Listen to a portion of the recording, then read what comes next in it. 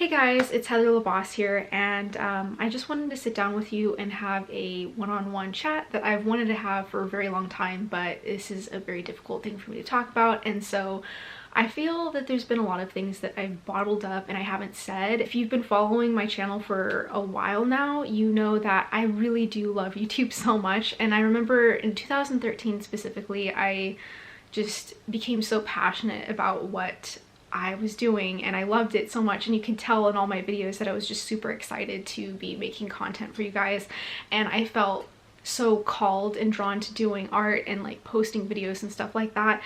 And as time has gone on, you could kind of tell that there's been a lot of differences in my channel. I don't feel like I have been that same perky, bubbly self, and I kind of want to talk about some of the things that have been going on in my life. Back in, I believe it was around 2014, I guess I really wanted to be in a relationship for some reason, and I met my then boyfriend David, and at first I was just really so interested in him, and I thought he was so brilliant, and he was interested in philosophy, and he's just so cool. In my head I thought this guy was just, I don't know, he looked like a vampire too. I don't know. I was very drawn into him, and we got into a relationship really fast. Everything just seemed to really move quickly, and I can't explain it. Like, when I look back on the situation, there was times where I was definitely happy, but at the same time I felt like when I was in that relationship I started to just lose myself, lose parts of myself, and I felt really put on a pedestal in one sense in the relationship, but at the same time I felt very torn down a lot, and like it was just done so subtly that this is so bad. At least you can't smell me right now, because when I start getting freaked out, I smell so bad right now. I smell like onions that have just like been cut. It's just terrible. I smell terrible. Vincent thought that I smelled like food yesterday, which really cracked me up, but this is beside the point. I wish I could say that I saw the signs that this relationship wasn't good for me like sooner, but I just didn't. I'm sorry I'm like crying about this, but I just feel so stupid, you know? I feel really like embarrassed. He did come from kind of just a rough living situation, and like his parents just had problems, and I would always just kind of make excuses for some of the things that he would say. Like I said before, I did feel like I was put on a pedestal, but at the same time I was criticized a lot for just little things, and it started to just eat away at me, where I almost felt like I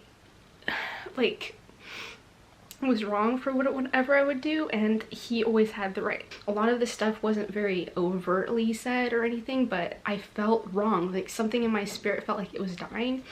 And then when I asked my mom too, even like, was there any red flags that you seen? The one thing that she said, there was this time where I was studying for a math final, and he was trying to help me out or something like that, and the way that he was trying to help me out was very condescending, and he knew the answer, but he wasn't helping me figure out how to do it, and he kept saying, nope, I'm not going to tell you, nope, I'm not going to tell you. And I just remember being on the verge of tears studying for that final, but it was kind of like he made it more difficult than it needed to be, and it was just this weird dynamic of him having to just be, I don't know, somehow smarter or better, and everything came to a head when we got into a really big fight. And we never really fought that much, or I mean, we'd have disagreements, but this was a really big fight. We were driving in his car, and he made some type of comment that I couldn't believe he said this either. It was something about a girl wearing a skirt deserves to be raped or something like that because she's showing it off or something like that. And I remember when he said that, how hurt I was at that time, because he already knew that there was something that had happened to me where I was sexually taken advantage of by somebody, and the fact that he said that I felt was very insensitive, and somehow I didn't say anything, but then when we got back to his place I mentioned, or I said something to the effect of, So you think that I deserved it? Or he basically said that I deserved what happened to me, and I flipped out. And I remember this was this really big fight that we got into, and I ran out of the house. Just, I don't know what excuse that I made up for him, but for some reason I just like let it go, and I thought, you know, maybe we could work this out. I don't know. I felt more trapped than anything else. I don't know, I can't explain it. I just felt like trapped. I felt like I couldn't leave. Even though I did get back and I stayed with him during that time, nothing felt the same anymore. I felt trapped, like I said, and I felt really unhappy and resentful because I couldn't believe that he would say something like that to me or bring up a conversation like that. I felt disgusting. I had this really horrible dream, and I normally don't have nightmares.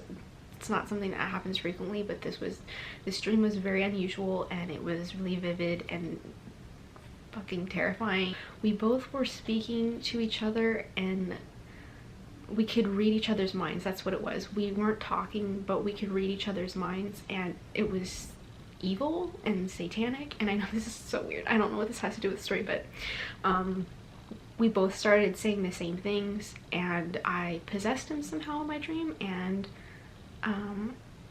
it was like the most disgusting thing I've ever seen. Like, this person became like this weird creature like this. I couldn't do anything in my dream to fix it. Like, they were just like this disgusting, like weird haunted creature that looked like something from Evil Dead. It was like really freaking scary.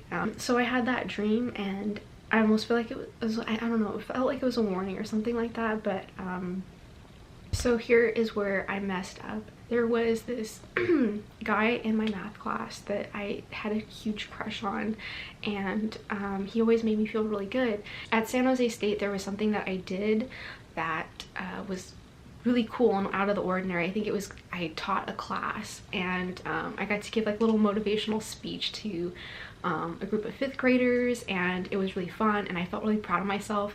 And during that time, I remember my boyfriend like didn't really, I don't know, he just like wasn't happy for me, and he said it was like because he was sick or something, but I just felt like weird about the whole thing. But this other guy was being super supportive and nice, and then we ended up going out that night, and we went to a Keys, and we were drinking, and it was just, we were getting along really well, and I felt connected to this person.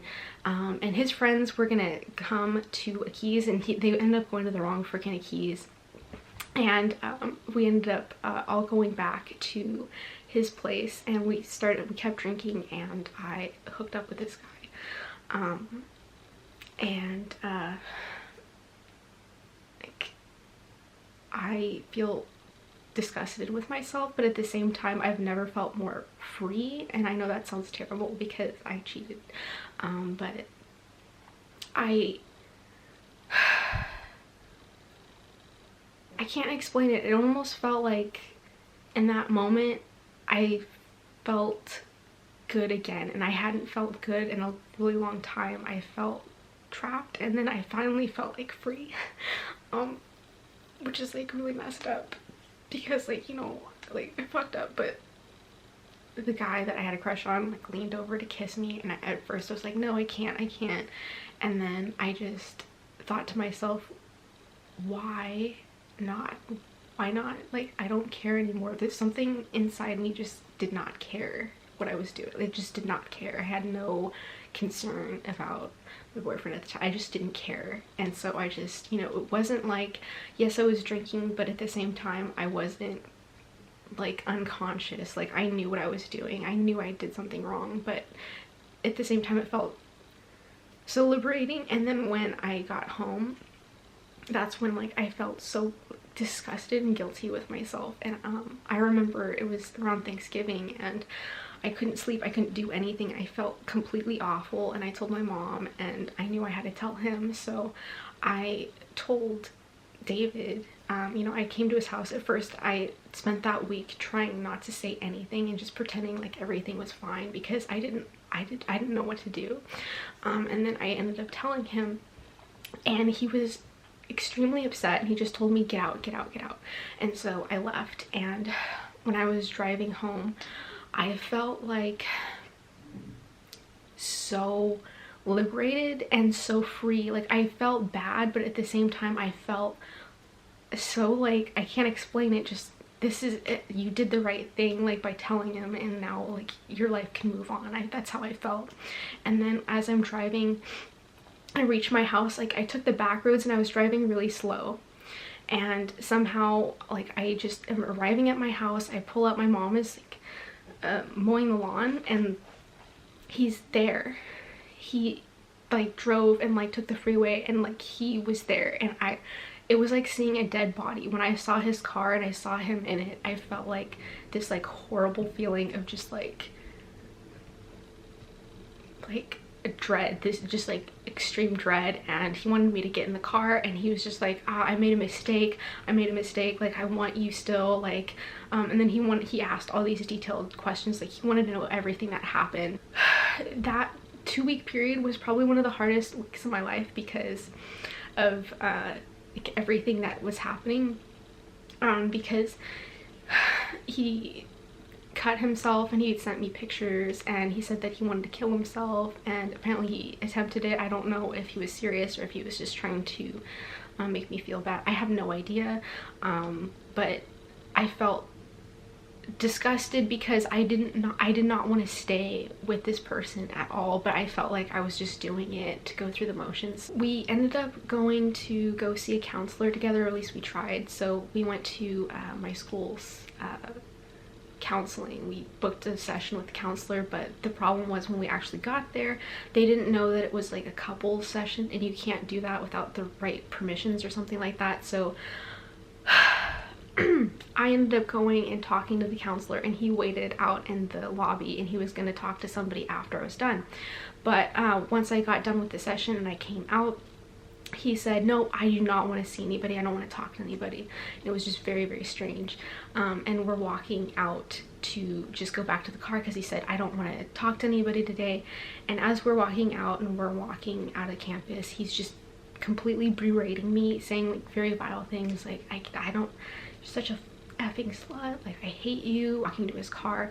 And it was just the worst feeling in the world because I felt so guilty, and I just remember like throwing up because I was just so sick of all the things being said to me. But then again, he like flipped it once again, and wanted, after that, even though he said that he was done with me and he never wanted to see me again, he wanted to work on things again. So it would flip back and forth. This was one of the where things started to get disturbing, and I decided to get a restraining order. So there was a day where we were still trying to work on things or whatever, and I was just kind of, I felt like I was trapped being there just out of guilt, right? And he was gonna take me home because I had a night class, and I would normally take the light rail and drive back from my house. Like, I would park at the light rail station and drive home, but he was gonna take me to my car or whatever, right?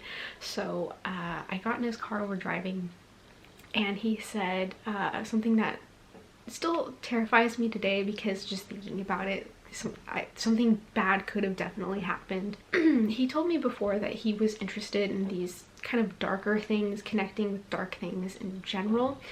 It was just kind of weird. But when I got in his car, he said that this is the weirdest quote to ever say, like, out loud. I can't believe I'm saying it, but here it goes. He said that he wanted to invite evil back into his life, and I was like, what does that even mean, for one? And like, I'm in the car, and I just got this horrible feeling that he was going to kill us both in the car. I had this like really, really bad feeling, and I got out of the car. I like slammed the door, and like I ran out, and I know it's so like melodramatic, but I get out of the car, and we were at a red light, right? And he said to me like, babe, where are you going? Like, he rolled down his window saying this as I'm like, you know, booking it out of there, and he said, don't worry, I'll be at your car. It was just fucked up. Like, that whole experience, just thinking about it, just like gives me chills, and it makes me feel like really weird in my body right now. I feel like so disgusting. I remember like freaking out about this whole thing, and I ended up like walking home, and like my phone, like I'm so bad with technology, my phone was not on, and like I ended up just walking all the way home. My brother's like, what are you doing here? And I told my mom about the whole situation, and I had to go get my car. Well, he was literally waiting at my car, and he called my house and he told my mom, oh, Heather ran out of the car and blah blah blah. And so my mom ended up calling him and telling him like, please, like, just leave, you know, don't sit by her car, you're being weird, you know, let it go. So that's like when, to me, things started to cross the line so much that like I couldn't take it anymore, and I started to feel terrible, and like just like this was not going to get any better, because at this point he already started sending me like really terrible things that I will post and I'll show you right now.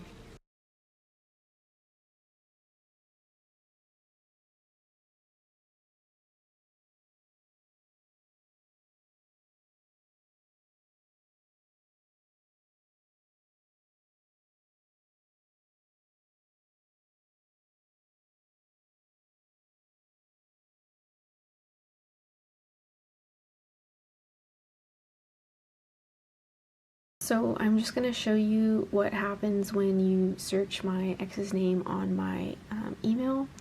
Well, these are all, I was trying to work with a lawyer to get some of the things that he posted removed. Unfortunately, that didn't really happen. So that's that page, but then as you can see, I have a lot of messages. So you can see the time, this is like 2016, 15. I tried to put them in a file folder because I didn't want to look at a lot of these, so that's why it says personal/crazy. A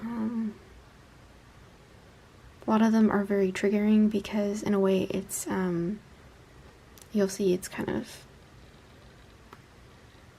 I don't know. This was probably one of the worst messages that he sent. I did show you a little bit already if you want to read it, like the screenshots that I already took, but it's just so long, like I'm not gonna put every single thing, but I'll read maybe little parts of it.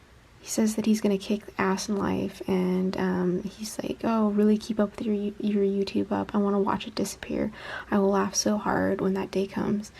When you take your websites down, it's going to give me immense pleasure. When your pathetic notion of the self is eroded away and you realize I was telling you the truth this whole time, I will laugh so fucking hard. When you try to get back and I leave you like you left me. He had done a lot of really messed up things. My login on my school account, and he posted like inappropriate things on there, and he wrote something and he drew like a phallic symbol, and basically just did like a bunch of really stupid, inappropriate things, and also was starting to message me, email me constantly really terrible things, very vile things, which I'll show more of them to here.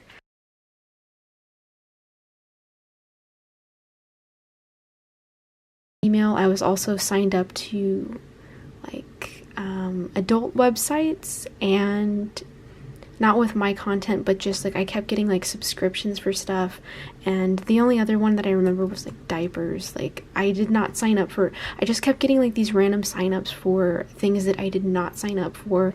One of the things that happened that I just totally blocked out of my mind, and it was coming back to me, was that if you noticed, I ended up taking my Facebook, my public Facebook page down for a while, and the reason for that was because he started to send inappropriate pictures that I had unfortunately taken with him to people who were friends with me on Facebook, or you know, liked my page, and it was so humiliating.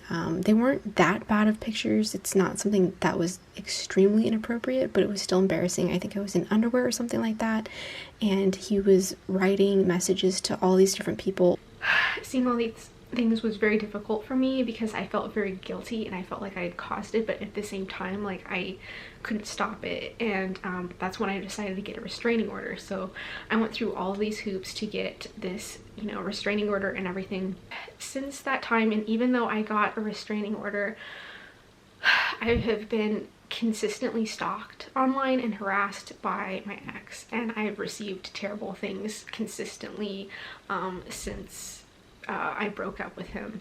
And I have to say, like, I hate to say this, I hate this so much, the fact that like it's bothered me, and that I definitely feel like, I hate saying that it's affected my productivity, and it's gotten in the way of a lot of things, but I do have to say that whenever I'm gonna post something, like, he's always in the back of my mind. I know he's going to say something, I know he's going to try to interfere with anything that I do, and it's affected my relationships. Whenever I get into whenever I've gotten into a new relationship, I always think, I know that he's going to find out and he's going to try to deter this new person in my life. He's contacted my friends. There's like horrible things that are now posted on me online, so whenever you search my name, it's just terrible. So if I was just trying to like interfere with my life in any way that he can. And I finally got to the point where I am moving in with my current boyfriend, and we live with a lot of other people, so it does make me feel a lot safer, and there's other measures involved with that. But it just disgusts me that I know I made the wrong choice. I know I made poor choices. I ended up getting my own karma, because last summer I had another boyfriend who just completely different situation, but he ended up cheating on me, and I caught him. I found him with another girl, and they were about to go take a shower, and she was completely naked, and I still have that image of that girl like burned into my mind. I know how violated you feel when someone cheats on you. It feels terrible, it feels disgusting. Even then, I still feel like this person would still follow me. I can't explain it. And I feel the fact that I messed up, I have seen this person's true colors, because there was like a mask on the whole time. Sorry, my thing died. I have tried going to the police about these situations, but for some reason they are so reluctant to help me, so reluctant to do any freaking thing. I have printed out so many things, so many comments, but they say something to the effect of, oh, well, how do we know, how can we track back that this comment, this Instagram comment, goes back to something that he said? And it's just so frustrating. I've even printed out things that he said like on email that match exactly the things that he said on my other social media sites. So I was for a period of time collecting everything that I was being sent on social media. It was a lot to keep up with, and it was only for, I don't know, a few months duration, but this is kind of the flow that I was getting anyways, and it just became way too much for me to sit there and every single time I post something to have to screenshot what he's saying. And I was showing how similar things that he said in the past kind of like correspond to all these things that he's written on social media through these fake accounts. But if you want to see these, I will give you a link to this doc in my description, but there's just like way too much to go through in one video. But as you can see, I've been clearly dealing with a lot, and so I just kind of wanted to give you the gravity of the situation. I really think the goal of all of this was to make me have literally no self-esteem and make me feel that nobody would ever want me. And I think that was one of his goals. Like he said at the end of one of his messages, is that you know, he can't wait till I come back to him, and he's gonna just like reject me or something like that. And I really do feel, as sick as it is, he just wants me to end my life, because this hasn't stopped. This has been going on since 2015. And so I'm not gonna do that, David. I'm not gonna kill myself, and I'm not gonna stop making YouTube videos. And I was able to get him in trouble for violating it one time, because I think it was like a year or two ago, I was thinking, you know what, maybe if I just apologize to him again, he'll just let things go and like everything will be okay. So I tried to apologize once more on email, responding to something he said, and he came out and he admitted that it was him in the email, that this was a fake email that he was writing. We started going back and forth, and then he got vile again, and he just, you know, snapped and went back to his normal self.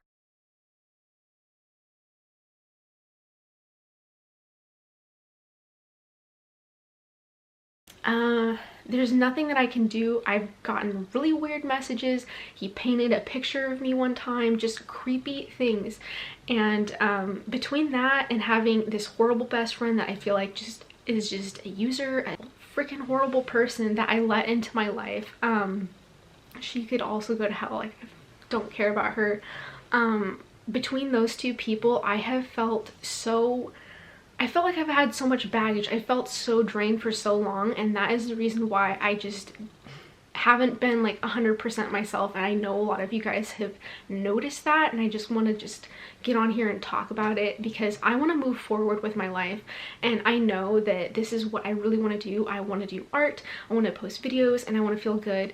And I'm so sick of having other people just in the back of my head when they have never meant good for me, and I'm just done. I'm so fucking done. I don't really know what to do. So if you know what to do, and if you have any advice for me, I would love to hear it. But also know that I am so sketched out because like, if you email me, how am I gonna know it's not this psycho ex of mine? Like, I don't know who's responding to it. So if you are going to give me any advice, maybe just put it down in the comment section, or I don't know. That's what I wanted to say for so long now, but I haven't had the courage to come on here and talk about it. But I wanted to let you guys know what I've been dealing with, because it's really affected so many different areas of my life and my mental health that I can't even really like put into words, and how it's caused me to not trust people the same way, and just so many different things. But now that I've gotten that off my chest, I feel like I am finally coming back to a place where I believe in what I'm doing, and I just want to go for it 100%. So if you have been following me for a while, I really do appreciate it. I don't know like how you stuck around with me when I was going through this blip, all of the hugs online that I could get at this point, and I really want to pursue YouTube full-time and do that and put all of my heart and energy into it, because I know this is just my calling. Like, I feel so called to just making art videos and just being creative and being 100% myself and not second guessing everything I do or everything that I say. So I hope that yes, that I can do this finally, because everything that I've wanted to do, I feel like it's finally the right time is right now. So send me your prayers, I guess. I love you guys so much, and I cannot wait to be making more videos for you guys where I'm not in this sad state. God, I feel like I've gotten a lot off my chest. So